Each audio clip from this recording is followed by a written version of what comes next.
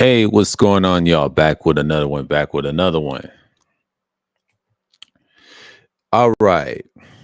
This is Sumer 7, part 7, the final part of Sumer. And I believe this is kind of like one of the last times we're going to speak on it and whatever.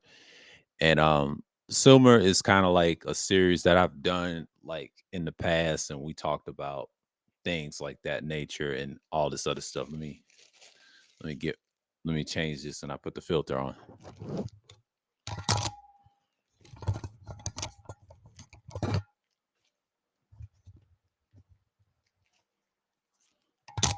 All right, that's better.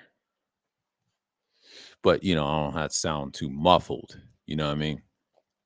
Now, y'all familiar with this mic. I did this with Sunday dailies and things like that. You're gonna see more of it on pre-records. You're not gonna see I have different microphones. You know how that goes. I'm not gonna get into the specifics of it and just get into it. But this is what I use. And enough of promotion on the mic. So shouts out to everybody that's watching this, whatever. This is the seventh part, and and someone said more history. I'm not doing those. I'm just doing it for this year. I don't care about next year. Next year I'm gonna talk about different things. I care less about what people think. Because most of you niggas is brainwashing on some BS. But anyways, I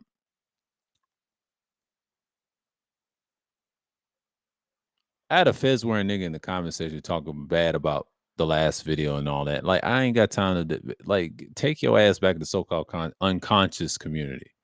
Bunch of losers, man. Like, they mad because I'm still teaching the same stuff, but it's not even the teaching. I'm bringing out the same information, but the only difference is I have different palettes of information. So I'm more advanced than these idiots have evolved. I've studied what works and what don't work. They stuck on this sovereignty nonsense. No one cares about that, man. Like, get off my channel, bro. If you don't like it, just fuck off. It's that simple. I'm not trying to save you dummies because y'all stuck in the three monotheistic religions. I still practice the Torah. Yeah, Israelite faith. That's what we are. We're not buying into the nonsense that you was taught by Esau and everybody else. I'm using this as a modern history perspective, dissect, and this is in code, but not only in code. Yes, I'm teaching it as a modern form. Those people did exist. I'm not going to argue with people that promotes misinformation on the right wing BS that we see all across the rumble, whatever. That's why it ain't gonna be accepted over there. Mine's not misinformation. Mine is backed by sources. I don't argue with idiots on here. Okay. They the ones promote misinformation. Those are double agents that I don't mess with. I don't do deals with idiots. I go against the grain. I'm the bad guy for a reason. That's why I'm not liked by certain circles, and I don't care. Fuck the majority of you niggas that's on that tip. Because I'm not your friends on here. I'm just a messenger. Drop a little information here and there, drop a little science, but that's my thing. I don't care what y'all think. Get off my page. I have a right to do that. You don't have freedom of speech over here if you're on some bullshit. I'm not playing with y'all this year, and I wasn't playing with y'all years ago, and I'm not playing with you now. I'm the same dude I've always been. I've never changed. I'm precise. I don't give a fuck about you. But back to I had a sidebar that's apologize for y'all, but them niggas get on my nerves. You know what I mean? They're fucking losers in the end of the day. They bitch made, they ain't gonna do nothing. They're stuck in the blue pill mindset. Get over there somewhere. But anyways, the Chaldeans, I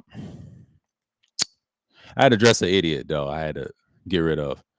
But anyways, the Chaldeans is basically a group of people. You I think they were wizards, according to certain people call them. It's just a name, but they're similar like wizards, whatever. They was probably like combination of a lot of things. We'll explain it here, but I'm not gonna get into detail. But they're like wizards in a sense. They had their own little magic things like that, but they had their own little culture. So I'm gonna get into it. I'm gonna big up the screen and whatever. Let's go to Sumer 7.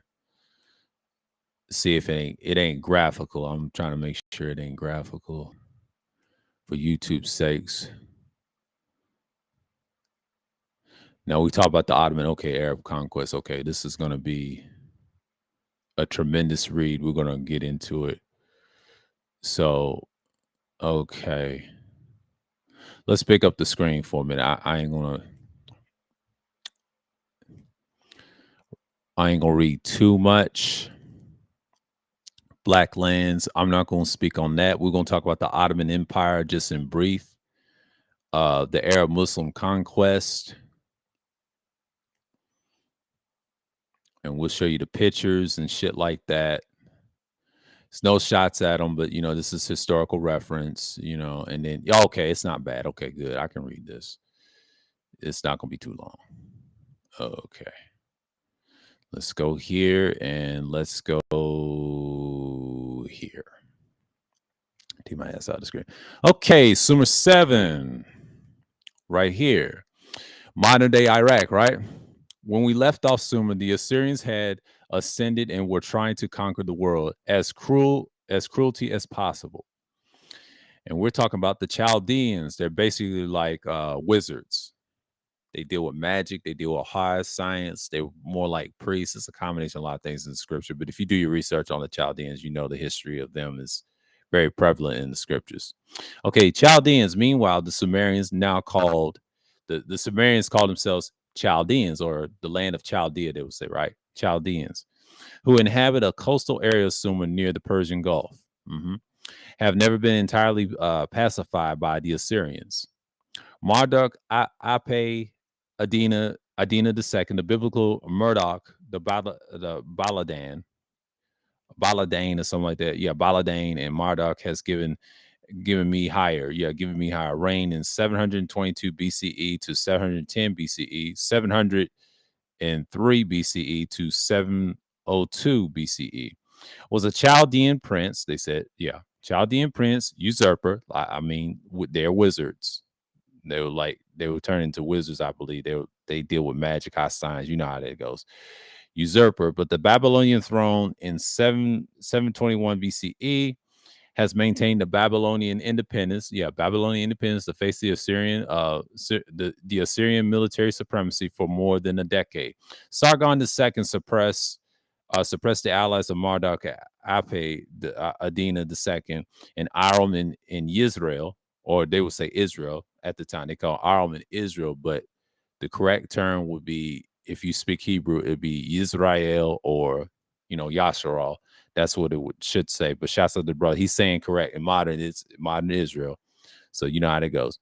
But eventually drove him through Babylon in 710. But after the death of the Sargon II, Marduk Ape Adina II returned from Elam and ignite all the Arameans, Arameans in Babylon into the rebellion. But he was able to enter the Babylonian and declare king again. But 9 months later, he was defeated. He was defeated near Kish, near Kish, and escaped to Elam. But he died in exile a couple of years later. So let's get to here real quick. Yeah, you see the symbols, you see the Chaldean symbols. That's whatever. Chaldean king, Babylonian Marduk. They talking about Marduk right here, right? The biblical, the Murdoch, Baladane, but reign, like I said, I read 722 to 710 BCE to 703 to 702 BCE, 700s, right? Grabs the land of vassal in exchange for service. And that's what he did. The Chaldeans was something else, more like wizards and rulers, right? Okay, Assyrian king Sennacherib, and Sennacherib. Excuse me. He's a Sennacherib. Yeah, Sennacherib. Assyrian king, a Sennacherib. We talked about him in a couple of parts on this channel, and then his son, the son of Sargon II, 704 to 681 BCE. During his reign, Sennacherib encountered the various problems with Babylon. I mean Babylonian, excuse me, in Babylonian. His first campaign took place 703 and against Marduk Apia Adina II. But who has seized the throne of Babylonia, and during his reign, Sennacherib encountered. Oh, excuse me. No, okay, I read that wrong. Okay, the throne of Babylon and gathered, in the alliance supported by Chaldeans, Arameans, and Elamites. Let's read that again. He was gathered in an alliance supported by Chaldeans, Arameans, and Elamites. You got three vassal groups in Samaria. known as Babylonian at the time, or modern day Iraq, they would say. We can date the visit the Babylonian ambassadors to Hezekiah of Yahuda or Judah, Hezekiah of Judah. He's a prophet, right? But known as Hezekiah. In the Hebrew, his name is Hezekiah, even though this guy, shouts out to him, he said, Rehistory.com, he said that's Hezekiah of Judah. That's in the English, but in Hebrew is Hezekiah of Yahuda. Yahuda. Or Hezekiah. That's what we would call him. But in this reference, Hezekiah of Judah, it's in the scriptures somewhere. In this period, but the Allies wanted to make we have 100. They said unrest that arose the occasion of Sennacherib in his attack. But Sennacherib split. He said split his army, but have a part of the attack of station of Kish, while he and the rest of the army proceeded to capture the city of Kitha. After it was done, the king returned swiftly to the aid of the rest of his army. But the rebellion was defeated, and Marduk Apia Adina II fled. Babylon was taken in the place of plunder, but its citizens were left unharmed. But the Assyrians searched for Marduk Apia Adina II, especially in the southern marshes, but he was not found. And the rebellion forcing the Babylonian cities were wiped out, and a Babylonian named Bel-Abina, who was raised in the Assyrian court, was placed on the throne. But when the Assyrian left, Marduk Apia Adina II started to prepare another rebellion in 700 BCE. But the Assyrian army returned to the fight to the rebels in the marshes again. But not surprisingly, Marduk Apia Adina II fled again, and then Elam and died there. Okay.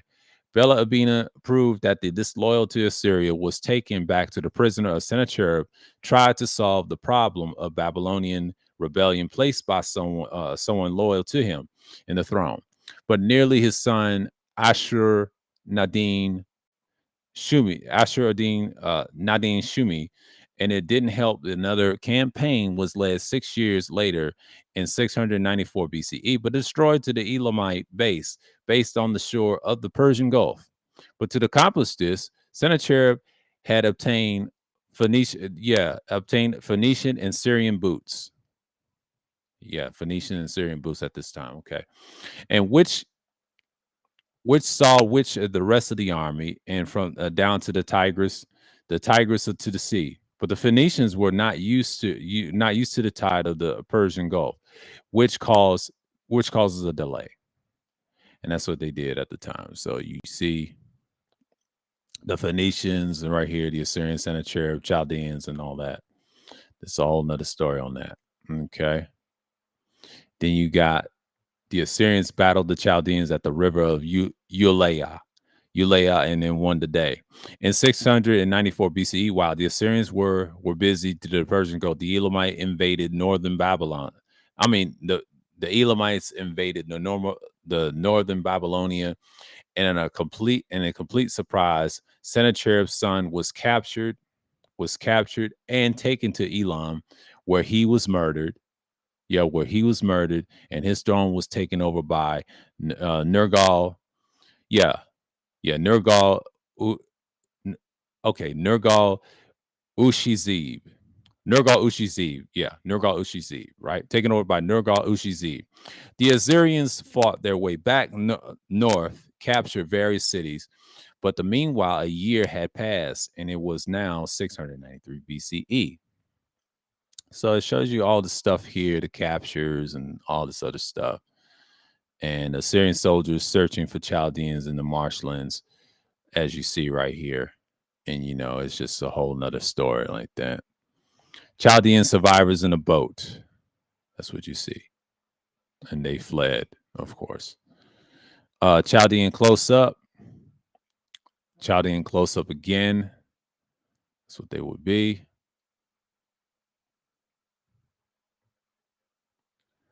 A large battle was fought against the Babylonian rebels at Nippur. Nippur, their king, was captured and taken to Navi,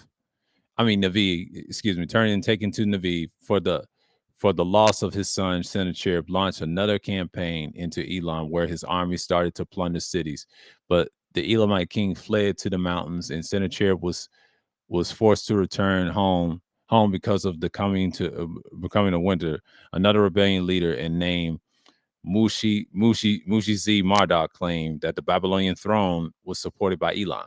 But the last great battle was fought in 691 BCE, with the uncertain result enabled the Mushi Z Marduk remained the throne of another throne for 2 years.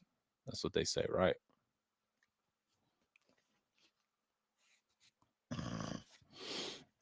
And this was only brief. This is only brief respite because shortly afterwards, the Babylon was again began besiege and fell into 689 BCE. Sennacherib claimed to have destroyed the cities, and indeed, the cities was cities was unoccupied for several years. About 630 BCE, Nabopolassar became the king of the Chaldeans, and 626 BCE he forced the Assyrians and Urk crowned himself king of Babylonia. But he then began was aimed to the destruction of Assyria by the dynamic marriage or alliance was made with Media or Medes, right? With Media or the Median people. The two allies attacked and destroyed Assyrian Empire. Yeah, they attacked the Assyrian Empire, and in 605 BCE, Nabopolassar died. Yeah, Nabopolassar died in Babylon. His son Nebuchadnezzar II, King Nebuchadnezzar II, it's in the scriptures. You can find that right there. His son Nebuchadnezzar II then became the king. Nebuchadnezzar's interest, however, was a conquest and booty. That means females, prize. Made them as concubines, slaves. That's a whole nother story on that. He did particularly damage into Canaan, and were many Hebrews, means Israelites, right? Was forced into the Babylonian exile. That's in scripture. Nebuchadnezzar. You can find that in the scriptures if y'all know it. So, because I used to read this years ago and then talk about this, and this is getting to the history of it. Upon his death, Awil Marduk, called Evil Marduk in the Old Testament, became the king in his policies, as well as those next king's brother-in-law. But the Nergalisa were the same with the throne, but Nebuchadnezzar II, conquest and booty. Prize, that means prize, conquest, war, and then the prize is the female's possession of concubines. That's a whole nother story. After the death of the Nergali Lizar, the Armenian from Haran named Nabonidus became king in the circumstance of the cessions of the unknown he made in the defense treaty, and the Median king um, Osiris as a defense, but against the Persians, but who became a growing threat under the king Cyprus II.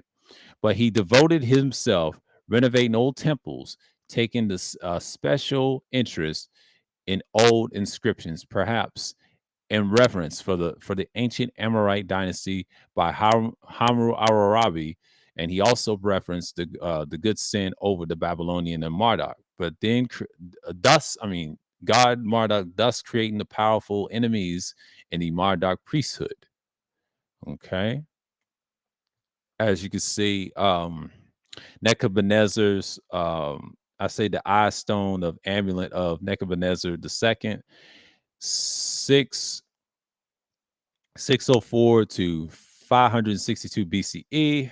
The Babylonian reads, Marduk, his lord Nebuchadnezzar, Babylon, and Nabopolassar gave this for his life, and that's that little thing with Nebuchadnezzar, and it's an amulet, right? And the Babylonians and all that. And this is, gets into the Persian Empire kings afterwards. So it was Chaldeans, add mixtures of the Syrians following, mix of that, and then Elam had a little spurt, and then they merged with the Persians later on in the conquest. So we'll get into the Persian Empire.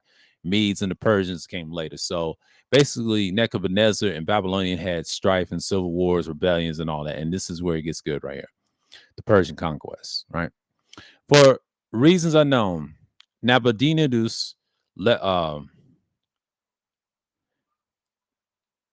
Yeah, Nabonidus left Babylon to reside from northern Arabia. Yeah, northern Arabia, leaving his son Belshazzar a victory in Babylon. But 10 years later, Nabonidus returned to Babylonia because of the growing opposition to his rule. But no doubt, he incited by Marduk priesthood. But he atoned his daughter and his priestess of Sin temple in Ur in a apparent attempt to bypass the Marduk priesthood. But with this, the priests of Marduk looked to Cyprus, but hoping to have better relations with him.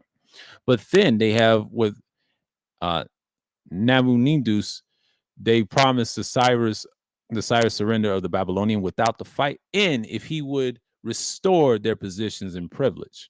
So with that, we end our Sumerian section. But the rest of the Sumerian history will not be told from the Persian view, and that's what happened.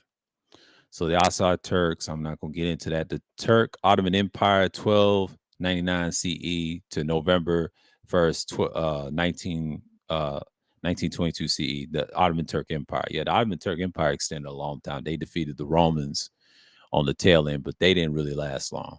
You know, they end up what you say the modern day Turks and Arabs. They became, yeah, Turks rule black lands. Okay, Turks rule back black lands, but in these pages, um, and these pages was made effortlessly prove white. Yeah, Turkland. We're gonna skip that. There's no need about racial. Let's talk about the Ottoman Empire, like I promised. Eventually, the new people, the Turks, will rule this land. What you see today, Ottoman Empire. They come from the Ottoman Empire. The people that you see today, the Ottoman Turks. Turks mixed with Arabian people, all that stuff, Muslims and all that. It's no shot at them. This is history. Eventually, a new people, the Turks, will rule this land. But the Muslim conquest of which Turks and Greeks, they said Turks and Greeks at this time. This is the modern Greek. This ain't the Greeks of the dark skin. These are the modern Greeks. This admixture of albino or white complexion. That's a whole nother story on that. The Turks and Greeks. Shouts out this page that talks about that section. I don't need to talk about it. I've talked about it years ago, how you broke it down and stuff like that. But shouts out to realhistory.com once again. Well, the major component will lead to the creation of the last great Middle Eastern empire. They call it the Middle Eastern Empire. You see how he said that this is modern now.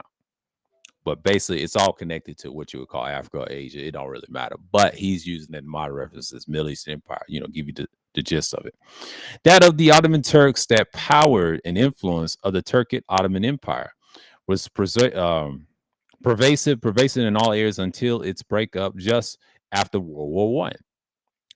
But as with all great empires, the Ottoman Empire has its own religion, the Muslim religion of the Prophet of Muhammad. That's what they claim, but we can we can give them that, right? But I know where it really originally came from.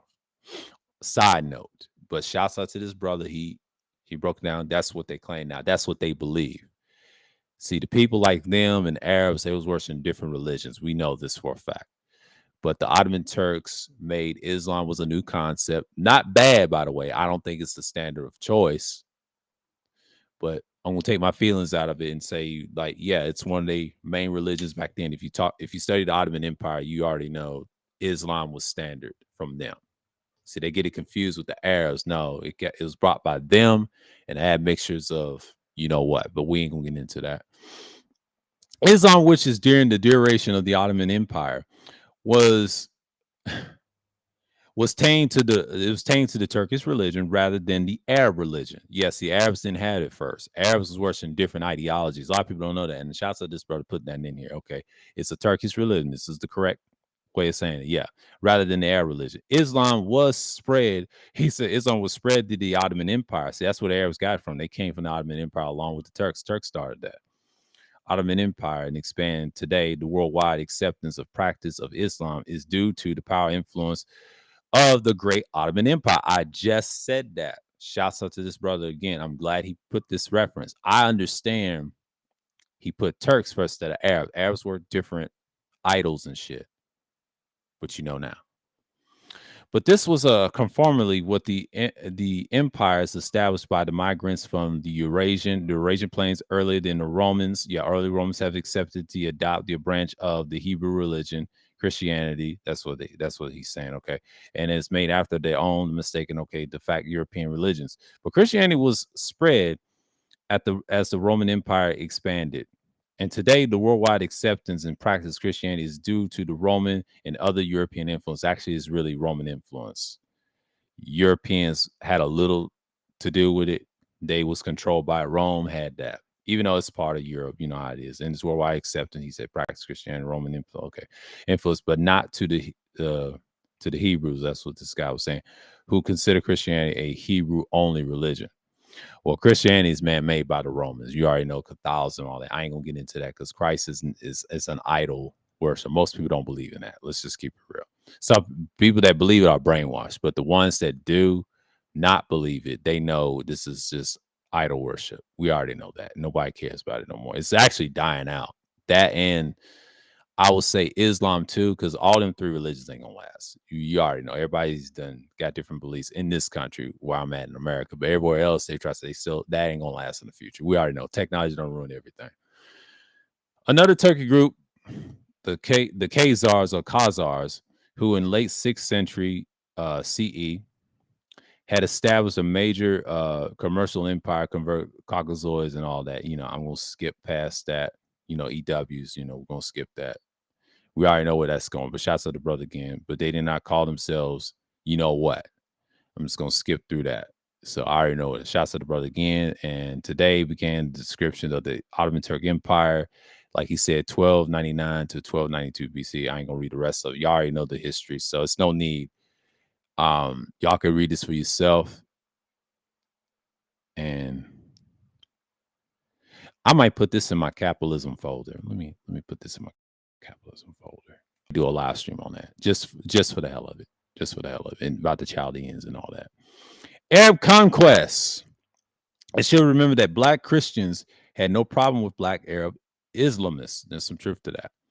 In the Holy Land, the Crusades began only the albino Turks took over the Islam and then the Holy Lands and captured Jerusalem and seized Jerusalem. You know the story and all that. Okay, you got the Black Iraqis, which you see right here. That's what the shots of the brother exposing that. And yeah, it's different cultures over there.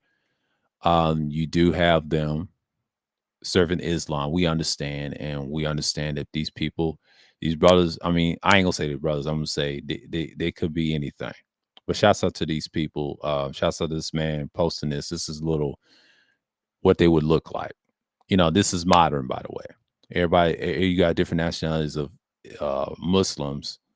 So it's not just one race, it's just a culture that they in the modern day Iraqis, and that's the people. And, they probably speak the Arab language, you know what I'm saying? Like this is a different culture what it once was. Yeah, you got Black people in those lands, you got other people in those lands, and it is what it is. So that's it on the Chaldeans. This part, I feel that 26 minutes in, we say a whole lot. Shouts out to this man, and we're gonna take this opportunity. We're gonna stop sharing. Yes, the Chaldeans, great find, good information. I might do a live stream on that in the future. I don't know if when I'm going to do that. I might do that on one of these days if they talk about situations by Arab conquest. If they want to talk about it, I'll use it as the daily dump hump. I might do that. It'd be one of those streams. I'm going to talk about conquest and a little bit of something about my channel. And then might not talk about it, but it'd be in the base. I might do little stuff like that. But I don't know. I'm going to keep that in mind. Just it might be a live stream, or I might not do a live stream on it. I might do it on a if someone asks me about, I'll bring that information up on my panel and then break it down. So I can do it there. I can save that for something special. I might not do a live stream on it, but if I do, it's gonna be a small part about the Chaldeans. I'm not gonna go in depth, but you'll see the people, and I'll drop the link in there or whatever. But if they ask me on the panel, I will provide that evidence. So I got sources up in here in this computer, you know. But shouts out to everybody. Salute to y'all. And shalom to the people of Israel. If you get the knowledge and information. Until next time, I'm signing off. We'll do a new series. Don't quote me on it. I'm signing off. And I'm out.